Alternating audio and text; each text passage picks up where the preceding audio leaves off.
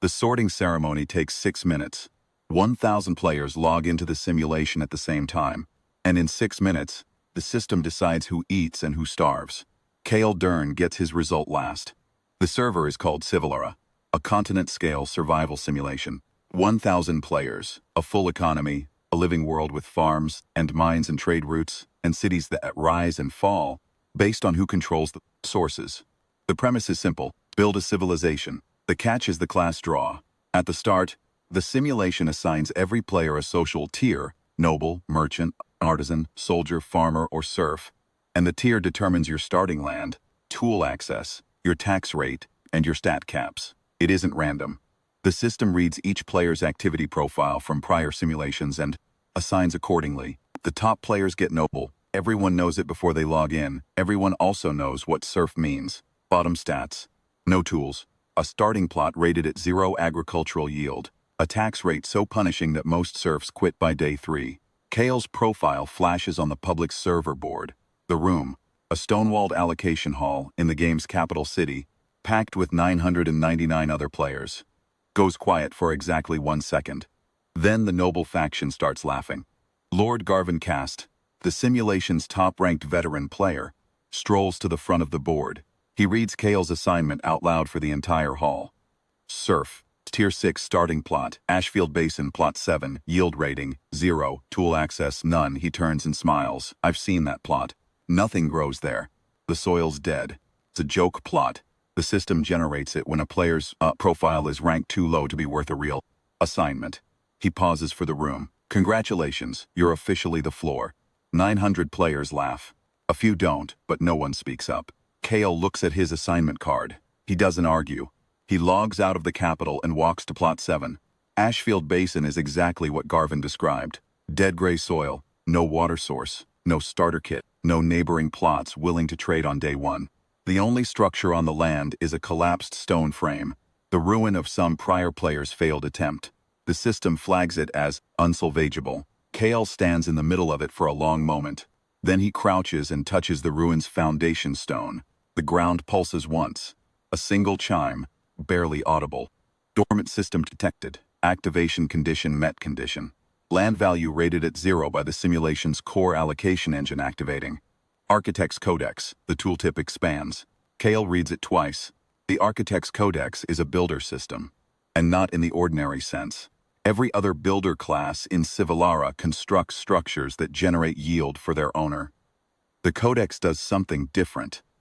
Every structure Kale raises becomes an infrastructure node, a passive yield amplifier that generates resource output for every connected settlement within grid range. Roads, aqueducts, granaries, relay towers, each one built on his land adds a multiplication layer to the economic output of any faction plugged into his network.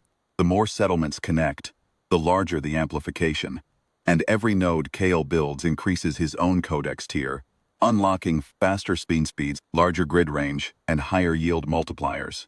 Catch. And the reason the system hides it behind a zero-value plot is that the Architect's Codex only activates when a player has no starting advantage whatsoever. It is designed explicitly for a player the system has decided has nothing. It only works when the land is worthless and the player is classified as the floor. The other catch: nobody knows the grid is his.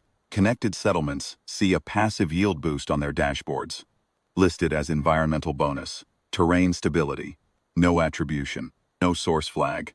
The simulation's economy runs through his infrastructure and labels it as ambient good luck. Kale reads the tooltip a 3rd time, then he gets to work. By day 7, he has 3 roads paved through Ashfield Basin, connecting 3 farmer-tier plots to the north who were struggling with supply line costs. Their yield ticks up 12%. They think the terrain improved. They don't check the source. By day 14, he has an aqueduct running south in a granary with a 6-plot distribution radius. The Architect's Codex upgrades to Tier 2. His build speed doubles. His grid range expands by 40 kilometers in every direction. He doesn't eat much. He barely trades. He has almost no money by Civilara's internal economy, and on the public leaderboard, which tracks player wealth, territory size, faction tier, he is still listed dead last, 999 players above him. Garvin Cast, unsurprisingly, at the top. On day 17, Garvin's noble faction expands south and absorbs 2 merchant-tier players, consolidating the continent's largest trade corridor. Their food surplus spikes by 23% overnight. Kale's aqueduct had reached their southern grain district the day before. He notes it and builds a second granary. By day 25, the codex is at Tier 3. The grid now covers a third of Civilara's playable continent. 31 settlements, ranging from farmer plots to mid-tier merchant outposts, are connected to the network without knowing it. Their yield bonuses average 31%. The simulation's overall food stability index, a public metric every player can see, has climbed higher than it has ever been in Civilara's recorded history. Players in forums outside the game are speculating about a terrain patch. Kale reads the forums. He says nothing. On day 28, Garvincast announces a bold economic play on the server's public communication channel.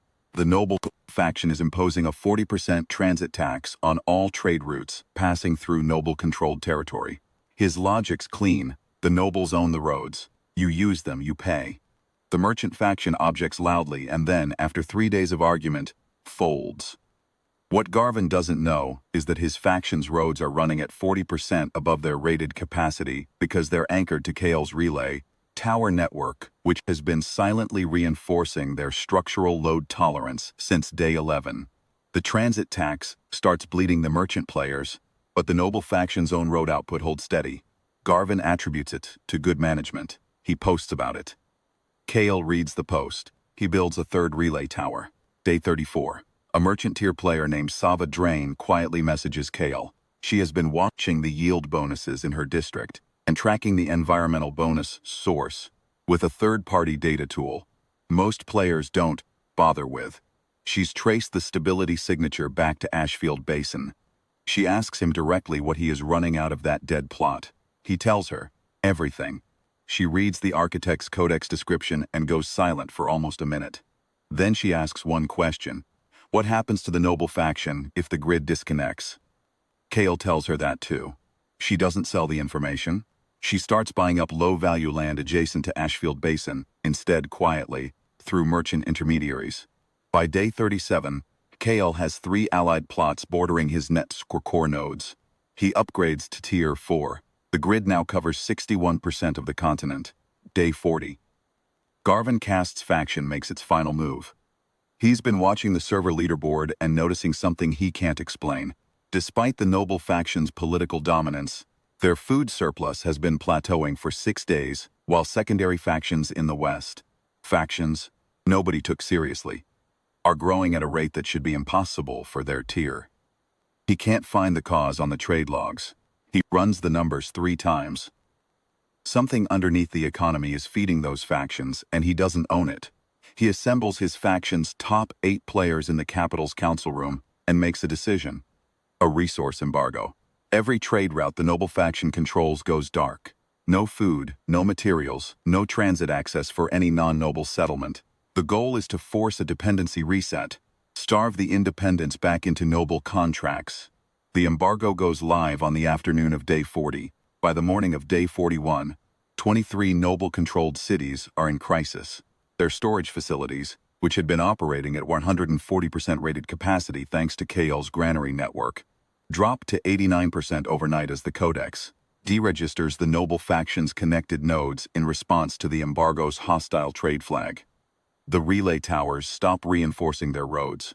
The aqueduct pressure in 3 noble agricultural districts falls below minimum flow. Crop timers, which had been running 18% faster than base rate, reset to standard. The food surplus Garvin had been reporting as a product of his faction's management evaporates inside 18 hours. By midday on day 41, noble cities are running food deficit alerts. By evening, 3 noble faction players have quit Civilara entirely. 2 more have sent private messages to Sava Drain asking if she knows what happened. She forwards them to Kale. He reads them. He doesn't reply. Day 42, Lord Garvincast travels to Ashfield Basin in person. He arrives with 4 faction officers and stands at the edge of the gray soil plot he mocked on day 1. The ruin Kale had touched on his first morning is gone. In its place is a latticed stone and timber structure that pulses with a faint architectural glow, the visual tell of a high-tier codex node. Roads extend outward from it in 4 directions. The air above the basin has the amber quality that Civillara's engine generates around high-stability terrain. Garvin stares at it for a long time. Then he walks to the node's entrance, where Kael'set is sitting on a low wall, reviewing his grid map. Garvin says his faction needs reconnection. Immediately, he says it like a demand, and then, when Kael doesn't move like a request, his 4 officers shift behind him. One of them checks the faction's food deficit ticker on his dashboard. It has climbed another 4 points since they left the capital. Kael sets the map down. He has one condition. The 40% transit tax on non-noble trade routes is lifted, permanently, and the noble faction issues a public retraction of the embargo with full attribution, logged to the server record. That the noble faction's infrastructure had been running on a serf-class grid it didn't build and didn't own. Garvin goes quiet.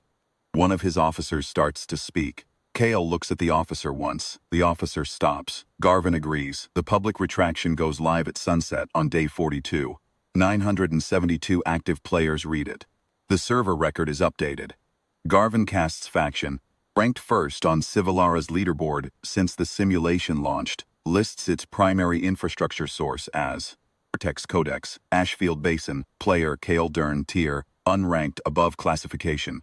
The leaderboard doesn't have a category for what Kael is. The simulation's ranking engine tries 3 times to assign him a tier and fails. It generates a new entry at the top of the board. Kael looks at it once.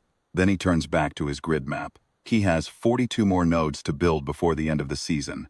The work isn't done, it never was. But now, for the first time since day 1, the entire continent knows whose foundation they've been standing on.